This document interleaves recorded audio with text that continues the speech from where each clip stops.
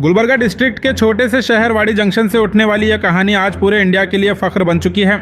वाड़ी के रहने वाले पैरा डार्ट्स प्लेयर वसीम अकरम ने मलेशिया में हुए सिलांगोर ओपन पैरा डार्ट्स चैंपियनशिप 2026 में शानदार परफॉर्मेंस देते हुए ब्रॉन्ज मेडल अपने नाम किया। दुनिया भर के प्लेयर्स के दरमियान उन्होंने सेमीफाइनल तक का सफर तय किया और आखिरकार अपनी मेहनत से देश का नाम रोशन कर दिया।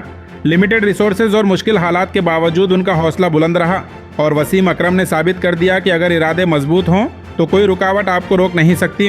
उनकी यह जीत सिर्फ एक मेडल तक महदूद नहीं बल्कि हर उस नौजवान के लिए एक पैगाम है जो सपने देखता है। वसीम अकरम ने यह साबित कर दिया कि मेहनत और लगन से हर मंजिल हासिल की जा सकती है और अब उनकी नज़र इंग्लैंड में होने वाले पैरा डार्ट्स वर्ल्ड कप पर है और वसीम का अगला टारगेट है गोल्ड।